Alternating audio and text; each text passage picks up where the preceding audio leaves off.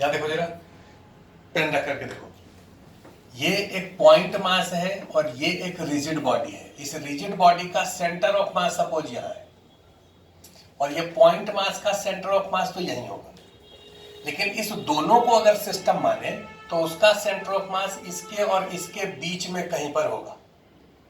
अगर इसका और इसका मास बराबर होता तब तो सेंटर ऑफ मास एग्जैक्टली बीच में हो जाता, लेकिन ये वाला अगर बड़ा है ये छोटा है तो हम यहां मान लेते हैं। ये किसका मान लिए? इस पूरे सिस्टम के सेंटर ऑफ मास का पोजीशन। जब ये वाला पार्टिकल नीचे आएगा तो ये वाला बॉडी इधर मूव करेगा, लेकिन ये जो सेंटर ऑफ मास है, सिस्टम का सेंटर ऑफ मास, ये सेंटर ऑफ मास किधर मूव करेगा? नीचे की तरफ मूव करेगा। ये सेंटर ऑफ मास नीचे आएगा, कैपिटल एम का सेंटर ऑफ मास इधर जाएगा, इस पूरे सिस्टम का सेंटर ऑफ मास नीचे आएगा, और ये जो बॉडी है ये इसका सेंटर ऑफ मास का दोनों डायरेक्शन में शिफ्ट होगा, एक एक्स डायरेक्शन में भी और दूसरा वाई डायरेक्शन में। ठीक है, तो पहला क्वेश्चन जो आपसे पूछे उसको, इसके बाद एक और सवाल लिखो, सेकंड पार्ट लिखो, find displacement of capital M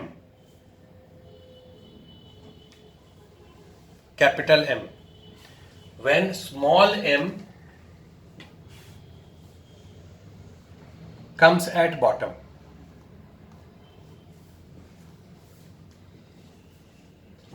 जब ये स्मॉल m बॉटम पर चला आएगा तो कैपिटल M क्या यहीं रहेगा? नहीं, ये डिस्प्लेस हो जाएगा इधर की तरफ। पहला सवाल ये उठता है कि क्यों डिस्प्लेस होगा? अपने जगह पर काहे नहीं रहेगा? क्यों डिस्प्लेस होगा? कौन बताएगा? सेंटर ऑफ मास रेस्ट पर है तो चल ही रहा, तो नीचे चल रहा है। अच्छा ठीक है, किसी भी मैकेनिक्स में किसी भी सवाल का जवाब एफबीडी से मिलता है। आप इसका अलग अलग एफबीडी बनाइए। स्मॉल एम का जरा एफबीडी बनाइए, तो आप कहेंगे देखिए सर अभी ये स्मॉल एम पर एक तो नॉर्मल लगेगा इधर और एक एमजी लगेगा नीचे, लेकिन जैसे जैसे ये स्मॉल एम नीचे आएगा वैसे वैसे नॉर्मल का डायरेक्शन चेंज करेगा। सपोज कुछ टाइम बाद ये स्मॉल एम सपोज यहां चला है, तब इस पर कौन कौन सा फोर्स दिखाएंगे? तो इस पर फोर्स लगेगा नॉर्मल ऐसे, और इसका वेट mg ऐसे।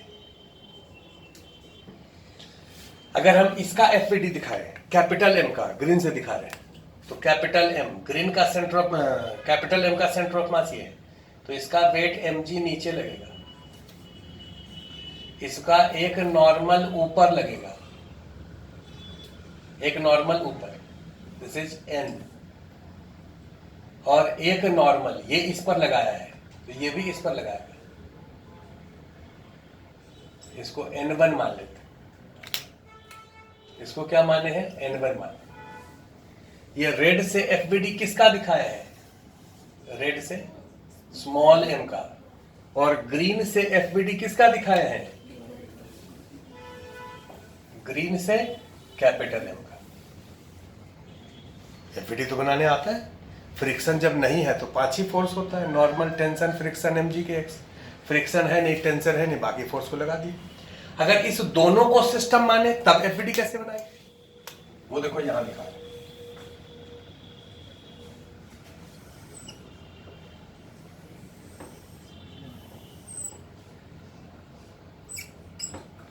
ये स्मॉल m जब यहां पहुंच गया है, कैपिटल M तो अपने जगह पर है ही, इस इंस्टेंट पर इस पूरे सिस्टम का एफबीडी दिखा रहे। ये है FBD of small m plus capital M। तो इसका सेंटर ऑफ मास जहां पर भी होगा वहां पर आप नेट वेट लिख दीजिए, एक तरीका तो ये है। दूसरा तरीका है कि इसका वेट लिख दीजिए mg और इसका वेट इसके सेंटर पर लिख दीजिए mg। दोनों को आप अलग अलग भी दिखा सकते हैं। इस पूरे सिस्टम पर कितना वेट लग रहा है, तो कौन सर इस पर प्लस इस पर, क्योंकि दोनों पूरे सिस्टम में दो बॉडी है। तो हम लोग सेंटर, चूंकि सेंटर ऑफ मास इसका जो पोजीशन चेंज कर रहा है, तो हम लोग इसका और इसका ही लिख दिए, तो वेट हो गया। नॉर्मल लिखो, नॉर्मल किधर लगेगा, तो कहोगे सर ये टेबल नॉर्मल लगाएगा ऊपर n, देखो यहाँ कितना था n, ये इस पर और ये इस पर जो नॉर्मल लगाएगा वो अभी नहीं लिखेंगे, क्योंकि ये सिस्टम का इंटरनल फोर्स है। तो नॉर्मल लिख दिए, mg लिख दिए, फ्रिक्शन है नहीं, टेंशन है नहीं, kx है नहीं, काम हो गया। इस पूरे सिस्टम का FVD ऐसे बनेगा। ठीक, अब तुमसे पूछें कि ये अगर सिस्टम हम इसको मानते हैं तो मोमेंटम किधर कंजर्व रहेगा, तो सर किसी को सिस्टम मानिए मोमेंटम उधर ही कंजर्व रहता है जिधर फोर्स नहीं लगता है। इस पर फोर्स किधर नहीं लग रहा है, हॉरिजॉन्टल में। इसका मोमेंटम केवल हॉरिजॉन्टल में कंजर्व रहेगा, वर्टिकल में कंजर्व नहीं रहेगा। वर्टिकल में कब कंजर्व रहता, जब ये फोर्स बैलेंस होता, नॉर्मल mg प्लस mg के बराबर होता, तो हम कहते ठीक है तो नेट फोर्स जीरो हो गया, तब कंजर्व रहेगा। लेकिन क्या mg प्लस mg नॉर्मल के बराबर है, नहीं बराबर है, क्योंकि ये मास नीचे क्यों आ रहा है, शुरू में ये मास यहां था, बाद में ये मास यहां आ गया। इस पूरे सिस्टम का सेंटर ऑफ मास सपोज करो ये है। कोशिश करना समझने का, क्योंकि ये केवल समझने का टॉपिक है। फिजिक्स उसी को मुश्किल लगेगा जिसका कि समझ में थोड़ा सा कमी है या जो कंसंट्रेट नहीं कर रहा है क्लास में, क्योंकि एक ही बार फिजिक्स पढ़ा जाता है, 2-3 बार थोड़े पढ़ा जाता है। एक बार अगर समझ करके पढ़ लिया तो आगे इसको बार बार पढ़ने का जरूरत नहीं है। इस पूरे सिस्टम का सेंटर ऑफ मास सपोज करो ये है। ये सेंटर ऑफ मास का इनिशियल वेलोसिटी कितना है, VCM इनिशियल, कहोगे जीरो। क्यों, क्योंकि ये बॉडी जीरो पर है, ये बॉडी भी जीरो पर है, m1 v1 plus m2 v2 by m1 plus m2, तो ये जीरो हो गया। जैसे जैसे ये नीचे आना शुरू हुआ, ये वाला बॉडी जो है वो इधर जाना शुरू हुआ। किसी इंस्टेंट पर ये सेंटर ऑफ मास अब यहां से यहां चला आएगा, ये हॉरिजॉन्टल में मूव नहीं करेगा, क्योंकि इस पूरे सिस्टम पर Fx कितना है, जीरो, Ax कितना होगा, जीरो। सेंटर ऑफ मास का वेलोसिटी x डायरेक्शन में क्या होगा, कांस्टेंट। सेंटर ऑफ मास का velocity VCMx, ACMx, FCMx, FCM कहें या F पूरे सिस्टम पर कहें, FCMx। पूरे सिस्टम पर x डायरेक्शन में जीरो फोर्स है, का मतलब नेट सिस्टम पर x डायरेक्शन में जीरो फोर्स है। एक्सेलरेशन x डायरेक्शन में सेंटर ऑफ मास का जीरो होगा, वेलोसिटी x डायरेक्शन में कांस्टेंट होगा, और वो कांस्टेंट कितना होगा, जीरो होगा, क्योंकि इनिशियल जीरो है। इसका मतलब ये x डायरेक्शन में मूव नहीं करेगा, लेकिन y डायरेक्शन में करेगा, क्योंकि यहां पर जब पार्टिकल है तो उसका वेलोसिटी तो ऐसे है, जिसका एक कंपोनेंट नीचे है, बोलो ना, इसका वेलोसिटी तो इधर के तरफ है या इधर के तरफ है, तो उसका तो नीचे के तरफ कंपोनेंट नहीं आएगा, लेकिन इसका वेलोसिटी का कंपोनेंट तो नीचे आएगा। इसका मतलब सेंटर ऑफ मास का नीचे के तरफ वेलोसिटी है, क्योंकि नीचे के तरफ फोर्स बैलेंस नहीं है। क्या Fy को हम जीरो कह सकते हैं, नहीं कह सकते। जब ये यहां से चलते चलते बॉटम पर पहुंचेगा, उस समय सेंटर ऑफ मास सबसे निचला पोजीशन पर होगा। उसके बाद फिर जब ये ऊपर चढ़ना शुरू होगा तो सेंटर ऑफ मास फिर से ऊपर चढ़ने लगेगा, और फाइनली जाकर के जब ये रुक जाएगा तो सेंटर ऑफ मास अपने मैक्सिमम पोजीशन पर होगा, लेकिन इस पर नहीं होगा, ये इससे नीचे ही कहीं यहीं तक रह जाएगा, क्योंकि यहां पर वेलोसिटी जीरो था। जैसे जैसे नीचे आया, इसका कुछ काइनेटिक एनर्जी इसमें भी कन्वर्ट हुआ, और जब ये टॉप मोस्ट पॉइंट पर पहुंच गया, टॉप मोस्ट पॉइंट पर जब पहुंचेगा, सर नहीं, टॉप मोस्ट पॉइंट पर यही पहुंचेगा, क्योंकि टॉप मोस्ट पॉइंट पर पहुंचने के बाद इसका वेलोसिटी जीरो हो जाएगा, इसका भी जीरो और इसका भी जीरो। तो जब जीरो जीरो वेलोसिटी हो गया तो इनिशियल जितना पोटेंशियल एनर्जी था वो सब किसमें कन्वर्ट हो गया, काइनेटिक एनर्जी में। तो ये फिर से इसी पोजीशन पर चला आएगा, तो सेंटर ऑफ मास ऐसे ऑसिलेट करेगा, centre of mass x direction में मूव नहीं करेगा। तुमसे अभी क्या पूछा गया है, सो देखो, तुमसे ये पूछा गया है कि जब ये बॉटम पर आया तो ये कितने से डिस्प्लेस हुआ। तो हम लेट कर लेते हैं, इसका डायग्राम ड्रॉ कर देते हैं पहले। तो ये अगर बॉटम पर पहुंचा है तो ये इधर डिस्प्लेस हुआ, इसका पोजीशन ये डिस्प्लेस कर दिए x से, इस लाइन से, और ये पहुंच गया बॉटम पर। उस समय इसका कुछ वेलोसिटी होगा। किधर होगा वेलोसिटी? x डायरेक्शन में, क्योंकि जब तक वो यहां से जैसे नीचे चला है तो वेलोसिटी का डायरेक्शन उसका चेंज कर रहा है, लेकिन बॉटम पर तो x डायरेक्शन में ही होगा, क्योंकि वो अब नीचे उसको नहीं जाना है। तो इसका वेलोसिटी v1 मान लेते हैं। उस समय इसका वेलोसिटी इधर की तरफ v2 मान लेते हैं। इसका वेलोसिटी तो इधर ही हो सकता है, इसका वेलोसिटी वर्टिकल में तो हो नहीं सकता, क्योंकि नॉर्मल इस पर जो लग रहा है वो उसको नीचे जाने नहीं देगा। ये जब यहां पहुंच गया तो आप ये बताइए कि velocity x coordinate of centre of मास, इसका फॉर्मूला होता है m1 x1 plus m2 x2 by m1 plus m2। इसको डिफरेंशिएट करते हैं तो वेलोसिटी ऑफ सेंटर ऑफ मास आता है टाइम के रिस्पेक्ट में। अगर केवल हम इसमें चेंज निकालना चाहें dxcm, तो ये होगा m1 dx1 m2 dx2 by m1 plus m2। इस पूरे को अगर सिस्टम मानते हैं तो इसका जो सेंटर ऑफ मास है क्या x डायरेक्शन में डिस्प्लेस हो रहा है? नहीं हो रहा है। तो dxcm कितने के बराबर? 0। m1, ये है m1, m dx1, इसका x कोऑर्डिनेट में चेंज। तो देखो शुरू में यहां था और बाद में यहां चला आया, लेकिन इसको अगर हम होल्ड किए रहे, पकड़े रहे और पूछें कि इसका x कोऑर्डिनेट पे कितने चेंज है, कहो सर यहां से यहां आएगा तो इधर के तरफ r होगा कि नहीं? लेकिन ये इधर कितने से डिस्प्लेस हो गया है? x से। तो नेट इसका x कोऑर्डिनेट पे चेंज कितना होगा? r minus x। ये हो जाएगा r माइनस x। m2 इसका मास m dx2, तो ये अगर इधर x से गया है तो सेंटर ऑफ मास भी इधर x से ही जाएगा, रिजिड बॉडी है कि नहीं? तो क्या लिखें? माइनस x, इधर गया इसलिए minus, by m1 plus m2। यहां से x का वैल्यू निकाल लीजिए।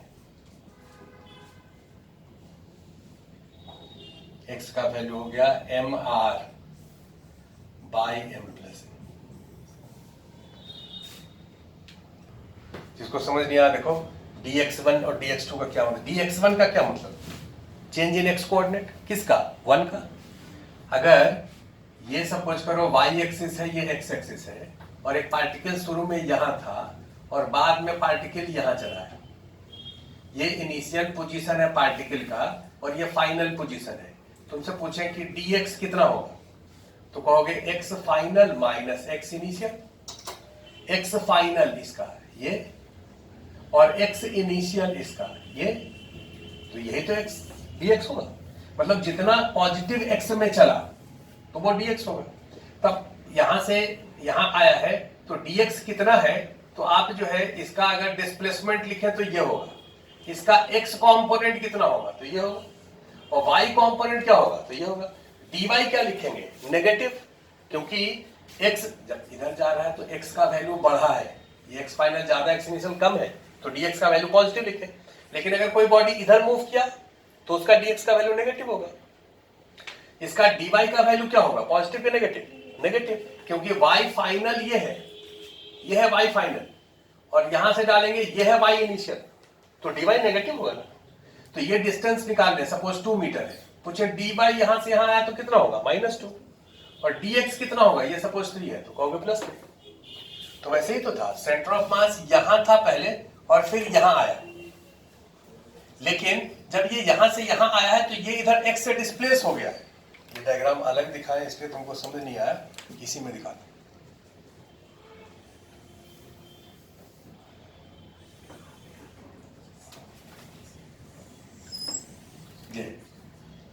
ये वाला पॉइंट मास यहां चला आया बॉटम पर,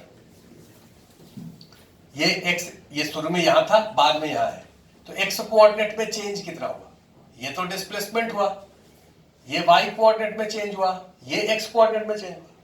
तो ये डिस्टेंस यहां से लेकर के यहां तक कितना है, ये डिस्टेंस बताओ तो कहोगे देखिए ये डिस्टेंस जो है ये तो r है, अरे भाई इसका रेडियस r है, ये डिस्टेंस r है, उसमें से x घटा दीजिए।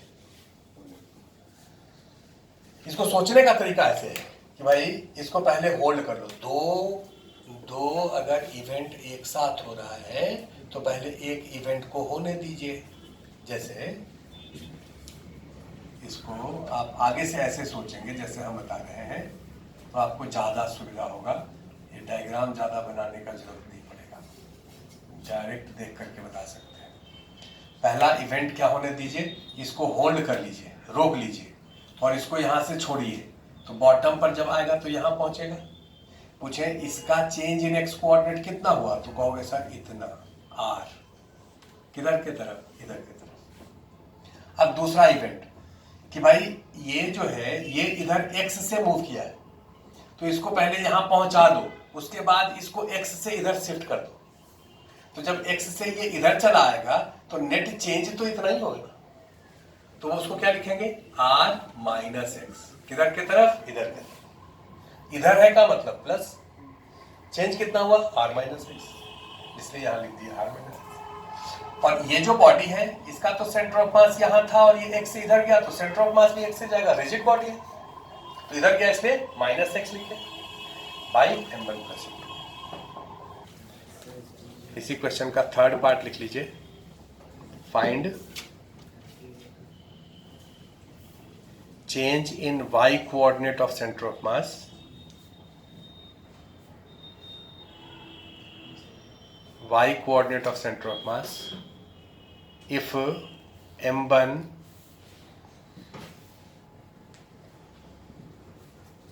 small m, if small m comes at bottom,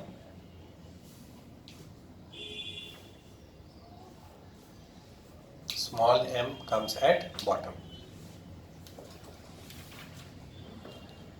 y coordinate of center of mass में कितने से चेंज होगा। देखो हम चेंज निकाल रहे हैं, dy cm, बोलो m1 dy1 m2 dy2 by m1 plus m2, ये फॉर्मूला है। अगर इसको m1 माने हैं तो m लिख लीजिए, dy1 क्या लिखोगे, ये जब यहां से यहां आया है तो नीचे कितना गया है, r, नीचे गया इसलिए minus r, m2 capital M dy2 0 by m1 plus minus mr by m plus. Minus sign क्या बता रहा है कि सेंटर ऑफ मास नीचे गया है, कितने से, तो सेंटर ऑफ मास नीचे जा रहा है, ये बात प्रूव हो गया। सेंटर ऑफ, अब ये भी लास्ट तुमको बताए थे कि अगर किसी सिस्टम का मास जिधर ज्यादा होता है सेंटर ऑफ मास उधर शिफ्ट करता है। तो शुरू में ये पॉइंट मास यहाँ था तो सेंटर ऑफ मास ऊपर रहा होगा, जैसे जैसे ये पॉइंट मास नीचे आएगा वैसे वैसे सेंटर ऑफ मास भी नीचे आएगा। तुम कहोगे सर ये पॉइंट मास इधर भी तो जा रहा है, हमने नहीं, उसको बैलेंस करने के लिए कैपिटल मास इधर जा रहा है so that centre of mass x में मूव नहीं करे। अगर ये मूव नहीं करता, केवल पॉइंट मास चल के यहां आता, तब सेंटर ऑफ मास इधर मूव कर जाता। सेंटर ऑफ मास इधर मूव नहीं करे इसलिए तो कैपिटल एम इधर मूव किया है, क्योंकि इस पूरे सिस्टम पर हॉरिजॉन्टल में जब फोर्स नहीं लग रहा है तो फिर सेंटर ऑफ मास हॉरिजॉन्टल में कैसे मूव करेगा। आपको यह देखना है कि किधर फोर्स नहीं लग रहा है। अगर एक्स डायरेक्शन में नहीं लग रहा है तो centre of mass x direction में मूव नहीं करेगा, या मोमेंटम एक्स डायरेक्शन में कंजर्व है। वाई डायरेक्शन मोमेंटम कंजर्व रहेगा ऐसा हम नहीं कहें, क्योंकि वाई डायरेक्शन में फोर्स लग रहा है। अब पहला पार्ट करिए,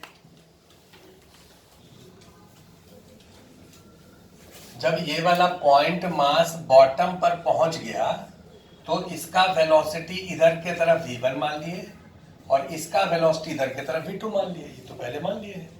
तुम कहोगे कि सर इसका वेलोसिटी इधर ही क्यों माने, इधर भी मानिए इधर भी। अगर कोई वेक्टर लेट करना है, वेक्टर लेट करने आता है, कैसे लेट करते हैं, उसका तीनों कंपोनेंट मानते हैं, लेकिन इसके साथ रेस्ट्रिक्शन है कि इधर की तरफ वेलोसिटी नहीं मान सकते। क्यों, क्योंकि इधर तो नॉर्मल लग रहा है और इधर की तरफ तो नहीं माने क्योंकि इधर कोई फोर्स नहीं लग रहा है। इसका एफबीडी दिखा तो दिया है, ये एफबीडी किस प्लेन में है, एक्स वाई प्लेन में है, तो जेड डायरेक्शन में फोर्स कितना है, 0, तो इसका जेड डायरेक्शन में एक्सेलरेशन कितना होगा, 0, इसलिए इसका वेलोसिटी केवल इधर माने। सेम रीजन इसके लिए भी। अब ये दो वेरिएबल है, दो इक्वेशन तुमको लिखना है। एक इक्वेशन लिखेंगे जहां जहां वेलोसिटी आएगा तो तुम एक कंजर्वेशन ऑफ मोमेंटम और एक एनर्जी कंजर्वेशन या वर्क एनर्जी थ्योरम, ध्यान रखो। अब तक हम लोग चौथा चैप्टर पर है। पहला चैप्टर काइनेमेटिक्स तो छोड़ दो, तो मैथ है। दूसरा चैप्टर लॉज ऑफ मोशन में F = ma, एक ही फॉर्मूला है जिसमें आप क्या करते हैं, जब एक्सेलरेशन निकालना होता है किसी भी सिस्टम का तो वो फॉर्मूला यूज करते हैं। तीसरा चैप्टर वर्क एनर्जी, उसमें वर्क एनर्जी थ्योरम है, work done by normal tension friction change in kinetic energy, वहां पर स्पीड का टर्म आता है। तो ये एक फॉर्मूला है स्पीड निकालने के लिए। और अगला चैप्टर कंजर्वेशन ऑफ मोमेंटम, अगर किसी सिस्टम पर नेट फोर्स नहीं लग रहा है तो उसका मोमेंटम कंजर्व रहता है, तो मोमेंटम में वेलोसिटी का टर्म आता है। तो वेलोसिटी जब भी निकालना हो तो आपके दिमाग में दो ही चीज इक्वेशन चलना चाहिए, एक एनर्जी कंजर्वेशन, दूसरा मोमेंटम कंजर्वेशन। तो बोलो इसको अगर पूरे को हम सिस्टम ले m1 + m2 को, तो मोमेंटम किधर कंजर्व रहेगा? हॉरिजॉन्टल में। किधर कंजर्व रहेगा? हॉरिजॉन्टल में। वर्टिकल में क्यों नहीं रहेगा? क्योंकि वर्टिकल में मोमेंटम चेंज करेगा, क्योंकि उधर फोर्स लग रहा है। तो लिख रहे हैं conservation of momentum in horizontal. अब हॉरिजॉन्टल में, हॉरिजॉन्टल इसको या इसको किसी को ले सकते हो, जिसको भी लेना चाहे उसको पहले पॉजिटिव ले लो, मतलब इधर हॉरिजॉन्टल को पॉजिटिव ले रहे हैं। तो इधर की तरफ इनिशियल मोमेंटम कितना होगा? इसका 0, इसका 0, क्योंकि दोनों रेस्ट पर है। फाइनल मोमेंटम इसका m(v1) और इसका -m(v2). मोमेंटम वेक्टर क्वांटिटी है, इसलिए प्लस माइनस का रोल इंपॉर्टेंट है। इसका वेलोसिटी इधर v2 माने हो, इधर कितना होगा? -v2। तो एक इक्वेशन ये हो गया। दूसरा, इसको अगर सिस्टम माने तो एनर्जी कंजर्व रहेगा। एनर्जी कब कंजर्व रहता है किसी सिस्टम का? जब नॉर्मल टेंशन फ्रिक्शन वर्क नहीं करता। नॉर्मल कब वर्क नहीं करता है? जब इंटरनल होता है तो वर्क नहीं करता है। तो भैया दोनों को जब सिस्टम ले लिए, ये यहां देखो, तब तो यही केवल एक नॉर्मल लग रहा है, और ये नॉर्मल ऐसे लग रहा है, इस बॉडी का डिस्प्लेसमेंट ऐसे हो रहा है ना? लेकिन तो अब कोई लोग ऐसे पूछे, सर नॉर्मल ऐसे लग रहा है और सेंटर ऑफ मास तो नीचे जा रहा है, तो सेंटर ऑफ मास नीचे जा रहा है, नॉर्मल ऊपर लग रहा है, तो नॉर्मल तो वर्क करेगा। भाई जब मर्जी तब मान लीजिएगा, कभी कहिएगा कि सेंटर ऑफ मास ऐसे है, फिर कहिएगा कि किस केस में डेफिनेशन क्या है? वर्क का डेफिनेशन क्या होता है? Force into distance into displacement into cos theta. तो डिस्प्लेसमेंट किसका? सेंटर ऑफ मास का? नहीं नहीं नहीं, displacement point of application of force का। जब आप कंजर्वेशन ऑफ मोमेंटम पढ़ रहे हैं तो कहते हैं नेट फोर्स x डायरेक्शन में मास इनटू एक्सेलरेशन किसका? जहां पर फोर्स लग रहा है उसका, नहीं सेंटर ऑफ मास का। यही तो फर्क है दोनों। अगर किसी को सिस्टम लिए हैं और x डायरेक्शन में नेट फोर्स 0 है, तो मास इनटू एक्सेलरेशन किसका लेते हैं? Net force in x direction equal to mass into acceleration of centre of mass लेते हैं। और जब work energy theorem work done लिखते हैं तो force into displacement of point of application of force. Normal कहां लग रहा है? इस बॉडी का पॉइंट यहां बेस पर लग रहा है, और बेस का डिस्प्लेसमेंट इधर हो रहा है। तो नॉर्मल और डिस्प्लेसमेंट दोनों परपेंडिकुलर है, इसलिए नॉर्मल वर्क नहीं करेगा। ये नॉर्मल 0 वर्क कर रहा है, और फ्रिक्शन तो है नहीं, टेंशन है नहीं। नॉर्मल टेंशन फ्रिक्शन कितना वर्क कर रहा है? 0। एनर्जी कंजर्व रहेगा। तो लिखो कंजर्वेशन ऑफ एनर्जी किस डायरेक्शन में? महाराज इसका डायरेक्शन मत बोलिए, ये स्केलर क्वांटिटी है। Initial state and final state. यहां पर इनिशियल स्टेट और फाइनल। इनिशियल स्टेट ये रेफरेंस आप किसी लाइन को मान लीजिए, इनिशियल स्टेट और फाइनल स्टेट में एनर्जी। तो बोलो यहां पर का एनर्जी, इसका काइनेटिक 0, इसका काइनेटिक 0, और पोटेंशियल इसको रेफरेंस मान लेते हैं। इस लाइन को रेफरेंस किसी को मान सकते हैं ना, इसको रेफरेंस मान लिया। तो इसका पोटेंशियल mgr, ये इनिशियल एनर्जी हो गया। फाइनल जब ये बॉटम पर यहां चला आता, इसका काइनेटिक v1 स्क्वायर और इसका kinetic half m v two square. देखो यहाँ माइनस नहीं किया, स्पीड है, ये एनर्जी है, और पोटेंशियल एनर्जी इसका कितना हो गया, 0, रेफरेंस बना के ना। और इसका पोटेंशियल एनर्जी चेंज नहीं करेगा, क्यों? क्योंकि सेंटर ऑफ मास इसका जो है हॉरिजॉन्टल में मूव कर रहा है, वर्टिकल में मूव नहीं कर रहा है। तो दूसरा इक्वेशन ये हो गया, इसको सॉल्व करो, V1 V2 निकालो। ये टू बॉडी सिस्टम है, सेकंड मेथड से आपको बता रहे हैं कि जब भी टू बॉडी सिस्टम आपको दिखे तो इसका कंजर्वेशन ऑफ एनर्जी होगा। ये बात तो आप समझ रहे हैं। कंजर्वेशन ऑफ एनर्जी इस पूरे सिस्टम का क्यों होगा? क्योंकि नॉर्मल टेंशन फ्रिक्शन वर्क नहीं कर रहा है। इस दोनों को अगर सिस्टम माने तो एफबीडी आपको यहाँ दिखा, और एफबीडी में ये नॉर्मल वर्क करेगा नहीं, बाकी और कोई लग नहीं रहा है। तो कंजर्वेशन ऑफ एनर्जी लिखिए। कंजर्वेशन ऑफ एनर्जी कहता है initial kinetic energy plus initial potential energy. Reference इसी लाइन को ले रहे हैं। तो पोटेंशियल एनर्जी इनिशियल तो mgr हो गया, और इसका पोटेंशियल एनर्जी नहीं लिख रहे हैं क्योंकि इसका पोटेंशियल एनर्जी चेंज नहीं करेगा, है ना जी, क्योंकि इसका हाइट चेंज नहीं कर रहा। पोटेंशियल एनर्जी हो गया। काइनेटिक एनर्जी इस सिस्टम का लिखेंगे तो कहोगे kinetic energy of centre of mass plus kinetic energy in centre of मास। या तो काइनेटिक एनर्जी इसका प्लस इसका, वो तो पहले बताइए। अभी हम क्या करें, kinetic energy of centre of मास। शुरू में ये रुका था, ये भी रुका था, तो सेंटर ऑफ मास भी रुका था। तो सेंटर ऑफ मास का काइनेटिक एनर्जी कितना, 0। और सेंटर ऑफ मास के फ्रेम में भाई, तो सेंटर ऑफ मास अगर ये है, ये रुका हुआ है, ये भी रुका हुआ है, तो इसके रिस्पेक्ट में इसका वेलोसिटी 0 और इसका भी वेलोसिटी 0, तो इन सेंटर ऑफ मास भी क्या होगा, 0। ये बात समझ आया? तो क्या समझ नहीं आया? यहां जब ये बॉटम पर चला आया तब पोटेंशियल एनर्जी इस पॉइंट मास का 0, इसका तो लिखना है नहीं, तो पूरे सिस्टम का पोटेंशियल एनर्जी लिख दिए। Kinetic energy of centre of mass ये लिख के दिखा रहे हैं, plus kinetic energy in centre of mass. Kinetic energy of centre of मास कितना होगा, इसका फॉर्मूला है। ऑफ सेंटर ऑफ मास का मतलब हाफ सेंटर ऑफ मास का मास m plus m into velocity of centre of मास का स्क्वायर फाइनल। इनिशियल वेलोसिटी 0 था centre of मास का, फाइनल कितना वो निकाल देंगे, तो VCM फाइनल का square plus kinetic energy in centre of mass. Two body system है, हाफ म्यू v रिलेटिव। इसका वेलोसिटी इधर है, इधर कितना v1, और इसका वेलोसिटी इधर है v2। तो v रिलेटिव कितना लिखें, v1 प्लस v2 का whole square, half mu v relative का स्क्वायर। ये हो गया kinetic energy in centre of mass, और ये हो गया kinetic energy of centre of mass. ये kinetic energy of centre of mass तो 0 होगा,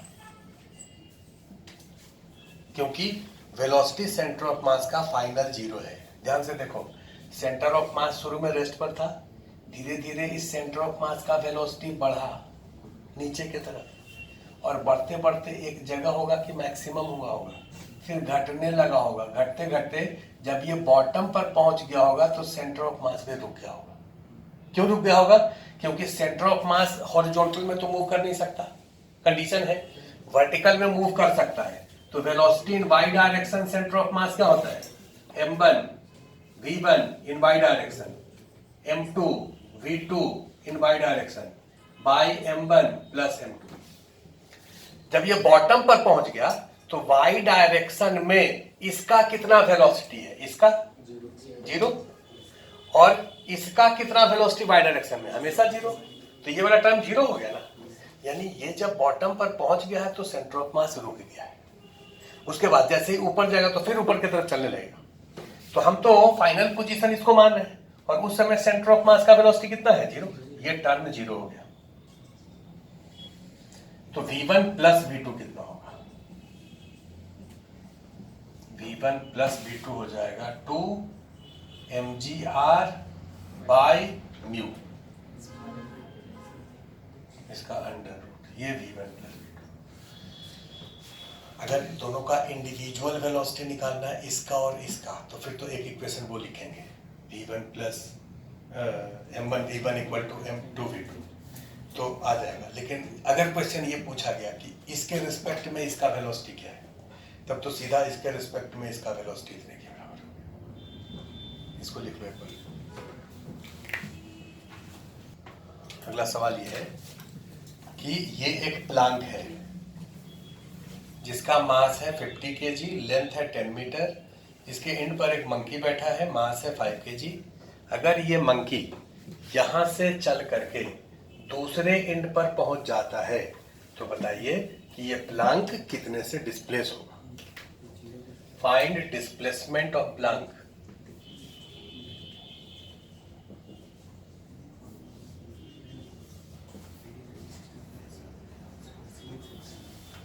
When monkey goes to other end, when monkey goes to other end, पहला एम है, आप लोग 3 एफबीडी बनाइए, एक केबल मंकी का, दूसरा केबल प्लांक का, तीसरा मंकी प्लस प्लांक का। जल्दी से। ये नीचे वाला सरफेस फ्रिक्शनलेस है, वो तो दिया हुआ है तुमको, लेकिन ये सरफेस फ्रिक्शनलेस है ऐसा तो दिया हुआ नहीं है। अगर ये फ्रिक्शनलेस प्लांक होता तो ये मंकी यहां से चल करके या दौड़ करके यहां नहीं पहुंच सकता था। मतलब इस दोनों के बीच में फ्रिक्शन है, और वो फ्रिक्शन कैसा है? Static friction. मतलब ये जब चल रहा है तो फ्रिक्शन कैसा लग रहा है? Static friction. ये तो लॉजिक क्वेश्चन में बताए थे कि अगर कोई भी आदमी चलता है तो फ्रिक्शन कैसा लगता है? स्टैटिक लगता है, काइनेटिक नहीं लगता। तो जब इसका एफबीडी आप बना रहे हैं, केवल इस मंकी का एफबीडी बनाए तो नॉर्मल ऊपर, mg नीचे और फ्रिक्शन आगे। ये फ्रिक्शन स्टैटिक है, और ये फ्रिक्शन हमेशा आगे लगेगा ऐसा भी गारंटी नहीं है। कुछ दूर तक जब तक ये एक्सेलरेट होगा तब तक आगे लगेगा, और जब डिसेलरेट होने लगेगा तो फिर पीछे लगने लगेगा, क्योंकि फाइनली तो मंकी यहां आकर के रुक ही जा रहा है, नीचे तो गिर नहीं रहा है। तो अभी स्टार्टिंग में हम ऐसा बनाए, अगर इस कैपिटल एम का एफबीडी बनाए तो इसका वेट इसके सेंटर पर, इसका नॉर्मल ऊपर, यहां पर नॉर्मल एन नीचे, और यहां पर फ्रिक्शन एफ इधर। ग्रीन से दिखाए हैं कैपिटल एम का, दो यहां पर नॉर्मल, यहां पर दो जगह कांटेक्ट है, दो जगह नॉर्मल, एक जगह फ्रिक्शन, एक एमजी। अगर दोनों को सिस्टम माने, अलग से दिखा रहे हैं।